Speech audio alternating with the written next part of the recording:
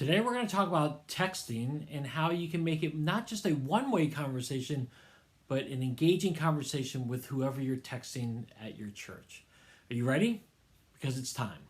You're listening to the Church Digital Sidekick Podcast, part of the TCD Podcast Network. Hey heroes, my name is Tom Pounder and this is the Church Digital Sidekick Podcast. This is the podcast where I bring on ministry leaders and we talk about how you can do ministry more effectively in this very digital and online world.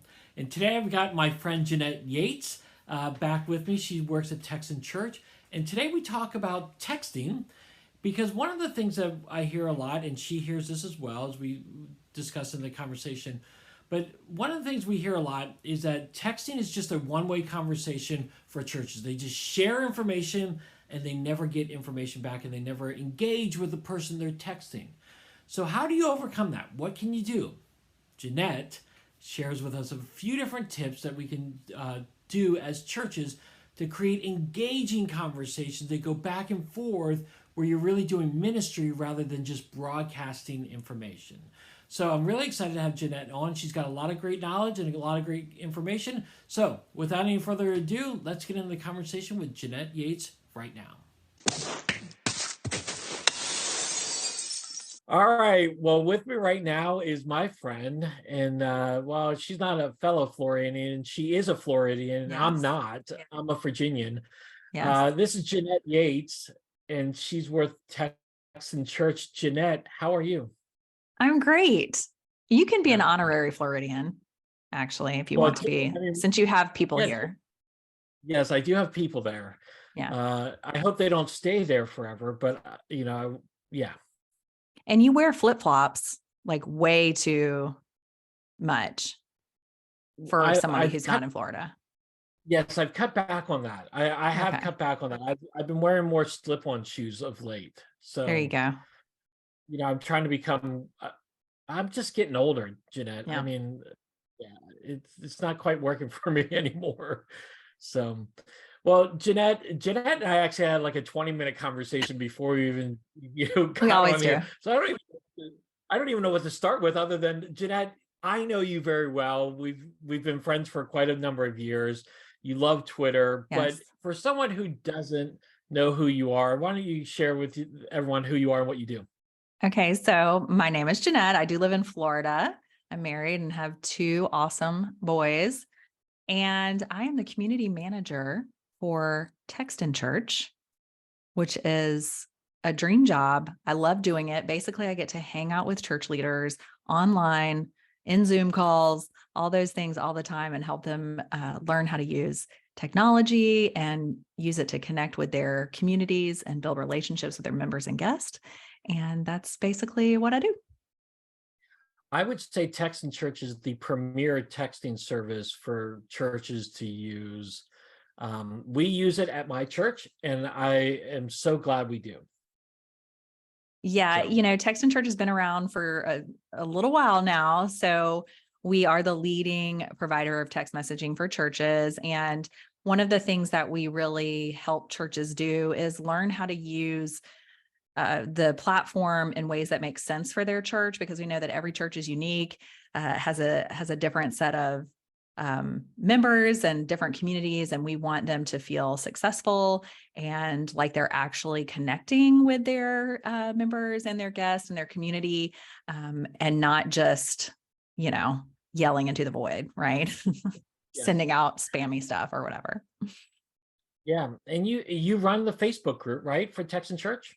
Yes, I'm that, all of our team tries to get in there and interact with our members in there, but we have a wonderful community there inside the Texan Church Community Facebook group, where one of the things I love about it is, like I just mentioned, every church uses technology differently, whether it's Texan Church or Planning Center or CCB or whatever, MailChimp, whatever.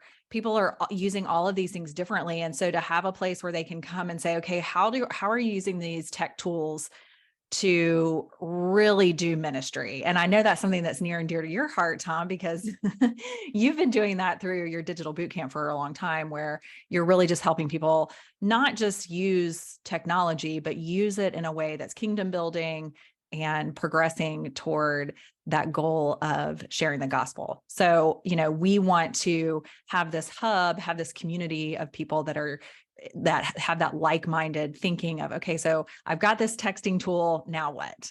And so different churches, we've got pastors, we've got, church administrators, we've got youth pastors that are also the tech person. We've got all these different people from all different contexts, right? All different contexts coming in and kind of sharing and encouraging each other, which I just absolutely, that's my favorite thing. So. Yeah. Well, and I know you've had experience with this because you've been on podcasts before but you've also hosted your own. But one of the new things you guys just started doing at the end of last year was you guys came up with a podcast. So tell me a little bit. I've listened to a few of the episodes and I love them. They're short, they're sweet, Yes. they're right on. They're very focused. But tell me a little bit about your podcast and why you guys actually chose to start a podcast. Well, first of all, as you're well aware, Tom, I am a podcast fanatic. So I could start 10 podcasts today because I have that many interests and I love podcasting. But, finding the right podcast that would actually serve our community was one of the things that, like, every time I'd be like, oh, I have a great idea, let's do a podcast. They're like, okay, Jeanette, calm down.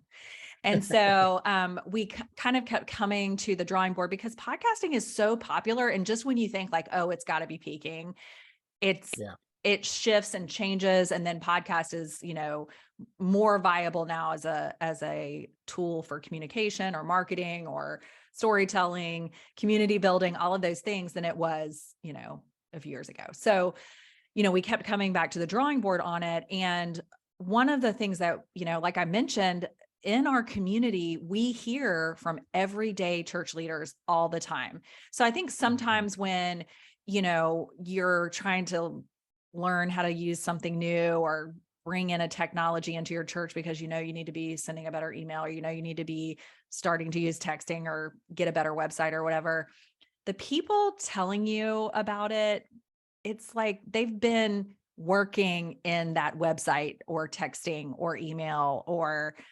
whatever for so long that like maybe they don't get what it's like to be sitting in your shoes trying to do all the things that you need to do in ministry. A lot of ministry leaders, a lot of church communicators that I talk to as part of the community that we've built, they're frazzled. They are multitasking. They are spinning plates, juggling, whatever you want to say.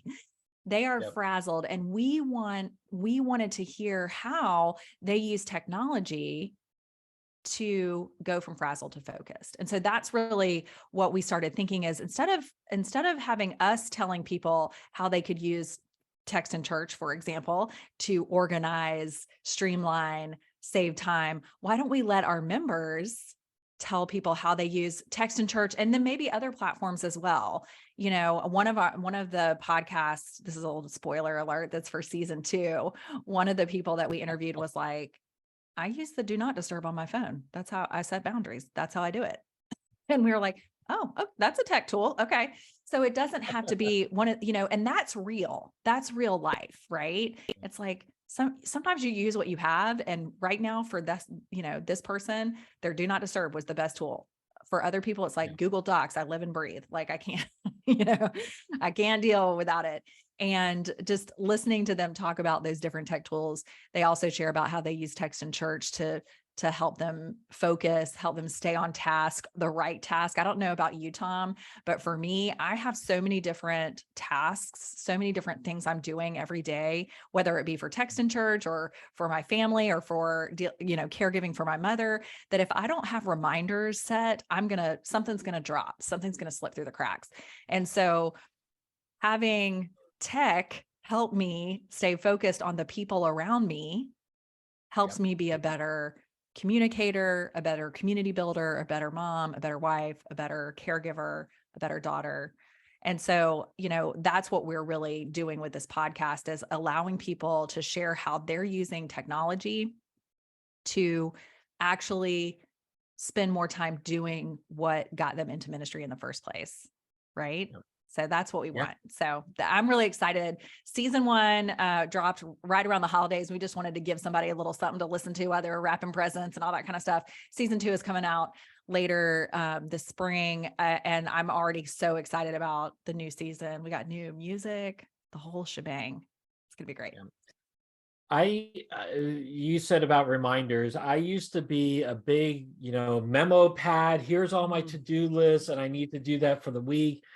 And I've become less than that. And where I've become huge is those reminders on my iPhone, because it goes on my computer, my iPhone, my iPad. And my goal is to have no reminders sticking up in the top right corner, of my computer by the end of the day. They've become very vital. So I love the reminders. Yes. But we're not going to talk about reminders today. Oh, which, by the way, I will include the Text and Church podcast in the show notes, so you can check it out. Make sure I have subscribed to it, and I would encourage you to subscribe to it as well. But we're going to talk about texting. In particular, we're going to talk about this one question that I always deal with at my church is, how do we make texting not just a one-way communication? In fact, like, again, a lot of times that we'll send out a text to people, there'll be a reminder, hey, remember about the big game party we got going on, a reminder about the youth group thing. But rather sending about information, how do you make it where it's a two-way conversation? Because I really do believe texting is a huge resource tool for us to use at our church. So I'm sure you get that question asked a lot. Is that true? It's true. I get it asked a lot. Or people will say, oh, we don't want to use texting. So like your church uses text in church. My church does too. They use texting, but it still can sometimes turn into that just, billboard, right? That broadcast channel. And so there's people that are using texting, but they're like, it's not really a ministry tool. It's just a bulletin board. And then there's the other people that are like, oh, texting, that is so spammy. Like, who wants a text? And so to kind of combat both of those objections, like, it's just one way, or, we don't want to use it because it's, people don't like texting because it's spammy. First of all, I want to say you are right that texting can be a valuable ministry tool. As a matter of fact, all forms of that smaller communication, so one-on-one texting back and forth, DMs, so whether it's your Twitter DM, your Instagram DM, your Facebook Messenger, those are becoming more and more popular among people who maybe don't want to have large conversations with lots of people. They just want to have one-on-one conversations with one or maybe like a smaller group of people.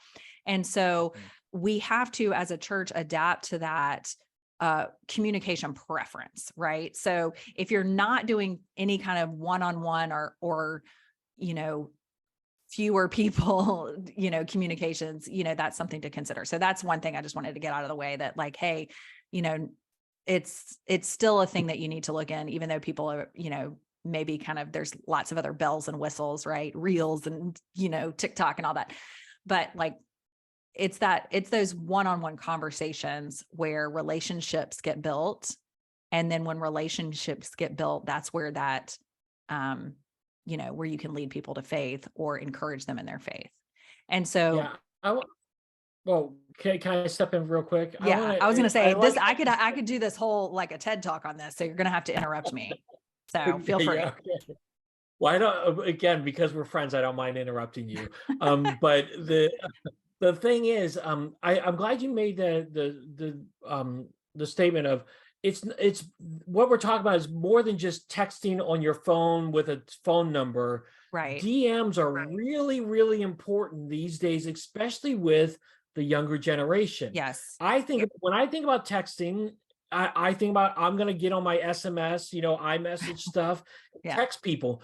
But I've discovered that there are certain people that won't respond to my text message, but they will respond to my Instagram DM or my Yes. Twitter DM. Yeah. You and I go back and forth all the Oh time. yeah. We're DMing on Twitter. We're doing texting. I mean, a lot of people use direct messages. Right. So you can think of it like that too. Like, even though we're going to be talking about texting and text in church and how that works to have those conversations, think about the conversations you have with your friends in DMs. It's that same kind of conversational tone. So switching over to using texting, one of the easiest things you can do to stop using your text messaging platform. I hope it's Text in Church, but there are others.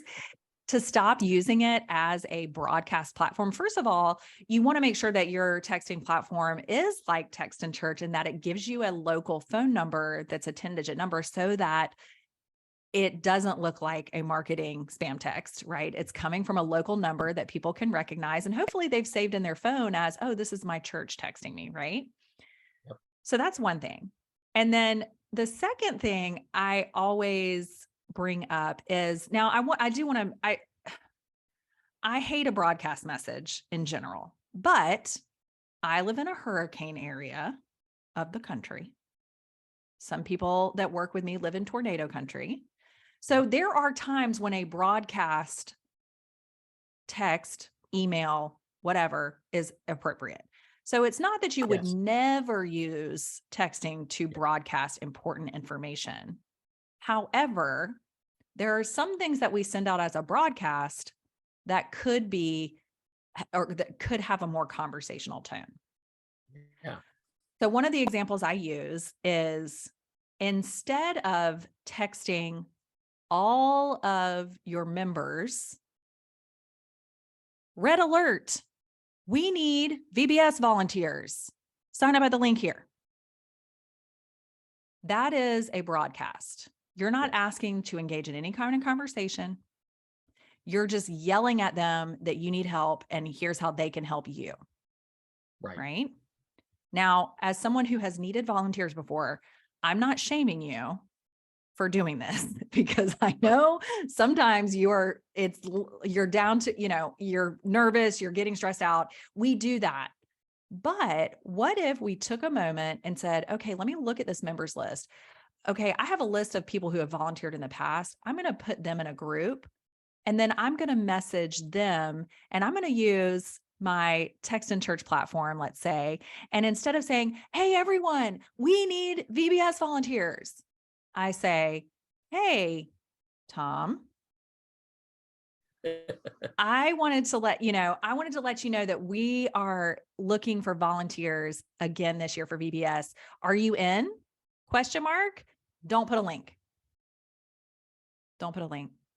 Let people respond back to you. No, I'm not in. I'm going to be on vacation that week. Yes. Or tell me more. And guess what you just did? You started a conversation. Well, here, let me say this too. I like the fact that you said, hey, Tom, you inserted the name, and someone might be listening and saying, oh, does that mean I have to do these all individual one by one? No, Text in Church makes it easy, right? For you to insert someone's name. Yeah. So you could click, I want to send this group of my previous volunteers that I made. So I have a group called Past Volunteers. When I go into that platform, I can select text. You could email them too, actually, into that site, Text in Church and stuff. I want to text this group. And then when you type the message, you have the opportunity to add message variables, including first name. And so Tom's going to get one that says, hey, Tom. Jeanette's going to get one that says, hey, Jeanette. And, it's going to be more personal. And then you're getting responses back that let you know how to target your information better. So then you have all these replies back that say, I'm out. Well, then you can remove them from that group. If people are saying, yes, I'm in, you can continue the conversation, maybe then give them the link. Okay, sign up here. You can pick which spot you want. Right. Yeah. So it's a short conversation, but it's a conversation. Right. And then, that is one of the easiest things to do, is like, write the message, not like you're writing an e-blast or a text blast, write it like you're Mhm. talking to one person, and then use that name, use the person's name in the text message, right? Yeah. And that automatically is more personal, more conversational. So even Yeah. when it's something that, you are needing volunteers, needing signups, you can still pose it as a personal question like, hey, are you going to be able to go to Fall Festival this year? You know, Yeah. whatever, like it's a little bit more conversational. Well, I like that. And in fact, I actually like it when you guys, Texan Church, sends me an email about, for instance, the Engage conference. Right. I like it. You guys make it personal when you say who's sending the text. It's Jenna Yes. sending the text, Right. or it's Tyler and I've seen other organizations do the same thing, because then I'm like, oh, and I can actually visualize Tyler, or I can Right. visualize Jenna. And I'm like, okay, Jenna's sending me this. Now, again, I know she's probably sending that exact same thing to everybody, Right. but it Right. does make it more personable. And it might be like, hey, I want to text back to Jenna about this, or Tyler about this, Right. So, Well, and we do a good job. Another thing that churches can do that make things more personal is not just texting, because even the example I just showed or just told was, I needed something. I needed volunteers. But instead of just yelling that, I kind of engaged in a conversation, but in the end, I'm still needing a volunteer, right? I'm still, like trying to start that conversation. And sometimes you're continuing the conversation, right? Sometimes you've already talked to this person at church about volunteering, and then you're sending this message, right? So yeah. in some cases it's, extending it, but, in a lot of cases you're starting that. Well, another thing that churches can do so that when that text from the church comes, it's not like, oh, oh, no, what now? What do they want now? What do I got to sign up for now? Is just periodically texting encouragement or Mm. texting. So like, you're not asking for anything. You're just saying, hey, I just wanted you to know, hey, Tom, I just wanted you to know we prayed for you in staff meeting today. Right. Mm. Or I just wanted you to know that, I'm working on my sermon for this week and I hope I can see you there. Signed, to your point, signed Pastor so-and-so, right? Another thing is to just point blank ask, how can we pray for you? How can our team or our prayer team pray for you today? Or how can I pray for you today? So if you're a ministry leader and you're working with youth or you're working with moms or whatever, you send out, hey, Jeanette, how can I pray for you today? Signed, some other, I don't know. I'm ran out of names. I don't know. Sorry, my brain just went.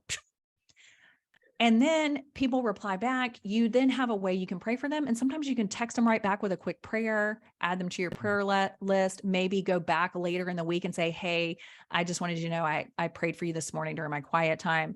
It's those engaging conversations. Now you might be going, yeah, that takes time. But guess what? First of all, you can schedule some of those initial texts. That saves you time so that you can spend more time praying, responding, engaging, connecting. So and you can send a text out that says, how can I pray for you, to everybody in your ministry, and then respond back individually as they reply back to you. So you're only having to type, how can I pray for you, once, and then you're engaging in those conversations throughout the week with those replies back. So I think that's really important. And our team at Texan Church does send out a periodic, how can we pray for you today? And we actually have a prayer team that prays. So it's not just a marketing tool for us, marketing strategy for us. We really do lift people who reply back. We do lift them up in prayer. And so it's something that is a strategy to engage in conversation and engage and connect, but it's not a strategy that has no purpose, has no meaning, right? Yeah. No, I agree 100% with you. And again, I've thought, again, ministry leaders, we have so many things on our plate. We're doing so many things. But the reality is we've got in the ministry to help people discover God and come into a relationship with him. And so to say that, oh my gosh, it takes so much time to interact with people that's part of our job. That's the Right. big part of our, I would kill for those conversations. That's what we Right. want. We want those kind of conversations. Just because they happen on a phone or on a computer rather than in person, that doesn't make it any less meaningful. I like what you're saying. It starts the conversation so that you can follow up with them again digitally, or the next time you see them at church, you can Yes. go up to them and say, hey, how is that going? We prayed for you. Like, there's lots of opportunities that you can use that, again, just to start the conversation. So Yeah, it's a great way. And like one of the things I like about the text and church system, which is the only system I can speak to, right? So, but with those reply backs and everything, like you can go in and say, look at, so I could go into my system and look at the conversation history that Tom Pounder has had so mhm. I can see past prayer requests. I can see my past replies, all of those things. And that gives you a record. And, it's like, I know that you probably heard this in, some Bible study where it's like, write down your prayers and then write down the answers that you get and see that. Well, this is kind of that same thing where you can go back and see the conversation and how it's developed. So like for me, now that I work, I used to be just like you, Tom, and use text in church with my church. I was the communications manager there and I used it.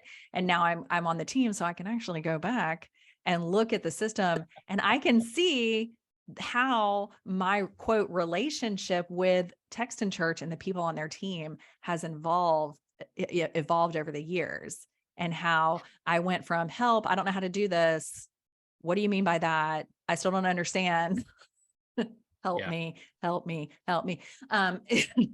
To actually, like engaging in more meaningful conversations with team members as I learned how to use the platform. And then of course, now the conversation history is different too, because I'm on both sides of it. But, I think if you look at that from a church and pastoral perspective, discipleship perspective, you can see how these conversations, how your relationships with people have developed over the course of those conversations, even though those texting and email conversations are only part of the story. They're not the whole Yeah. story. They're part of it, but it's a good little record to have as well. Yeah, I love it. I think that's great that you can be able to go back and check out that stuff. One of the things you and I have talked about this before, but one of the things I really like to utilize Text in Church for is to text out devotionals. We send Mm, out devotional encouragement. And even in that, you can make it a two-way conversation yes. because you can say, hey, today we're reading Genesis chapter 32. Read it and then reply back to me something that stood out to you in that chapter. And Yes. again, most of the people won't respond to me, but there are people that do respond and say this. And again, that enables us to have a discipleship opportunity and a discipleship conversation beyond just, hey, read Genesis chapter 32 today, Yeah. and then leave it like that. Well, and that's the thing is like one of the easiest ways to start a conversation is ask a question. And it's Yeah. like, like when I say that and you hear it right now, you're like, oh yeah, that's how I start all my conversations. Like Yeah. in real life, when you meet somebody, you say, hey, what is your name? Question mark. Whatever. And then you start, you know, how did you hear about this coffee shop or what, usually conversations start with a question and then you go back and forth. And so I think when in doubt, like ask a question, or like in your case, you weren't even asking a question. You were just like, share your takeaway, share what you learned or share something that you felt. And so like sometimes it doesn't have to be a question, but you're giving them, as we like to say in the biz, a call to action. You're asking them to do Yeah. something. So I Yeah. think that's a great idea as well. But in the grand scheme of things, technology is not the answer in the way that a lot of people think. Like if I just had better graphics, my Instagram would be better. If I just had this tool, then my, I would be able to get all of my volunteer slots filled. It's in the grand scheme of things, it's the relationships that you're building and using technology, whether it be texting or DMs or engaging in conversations in online groups or whatever. That's going to be what, it's that relationship building that's really the point. And technology is really there just to help you be able to do your ministry work more efficiently, more effectively, and with a little less frazzle, as we like to say, a little less frazzle, a little bit more focus. Yeah. No, that's awesome. This has all been great. Okay, so these are great tips that people can have when texting. Is there anything else that you would add to this? Well, so I think first of all, I would love anybody to, and I know, Tom, you probably have a link too that you can share with them. I would love people to try out Text and Church. We do offer free trials. Of course, you can also just, Tom, feel free to share my contact information. They can hit me up on Twitter or Facebook or even Instagram and talk to me about more about what it means to really use technology, specifically texting, but I'll talk to you about anything technology and ministry related. But I really think that investing the time in learning how to use a tool well, and really, another thing that, I keep saying tool, but like Text and Church would say, no, it's a solution, not a tool. So it's, we're helping, we want to solve the problem of you not having enough time, of you feeling like you're always trying to keep a leg up. So, if you want to talk more about that, or if you want to figure out how Text and Church might be able to be a solution for you. And then if you want to talk strategy, I'm definitely in for that, but you can attend. I do live demos once a week for Text and Church. I'm happy to do that, or just y'all can shoot me a DM and I'll be happy to chat with you individually as well. Cause like we mentioned, the DM situation in social is blowing up, right? Like that's where it says it's going down in the DM, because that's where people are really like talking back and forth and asking questions. They feel a lot more comfortable doing that than sometimes like in a big Facebook group or on a Facebook page or an ad or something like that. Yeah, and I would just add, and I'll include all those links to connect with Jeanette. She's awesome. She's a great resource, and I've even had called her or texted her and said, "Hey, I've got this issue here," Yeah. and she's very helpful. But I would say if you're trying texting and it's not working right now, don't give up on it. Just try something different. Yeah. Jeanette just highlighted 3 or 4 different things that you could do. Just keep on trying at it, because what's the thing? It's over 90% of the people who get texts are opening them. So they're Yes. gonna see it.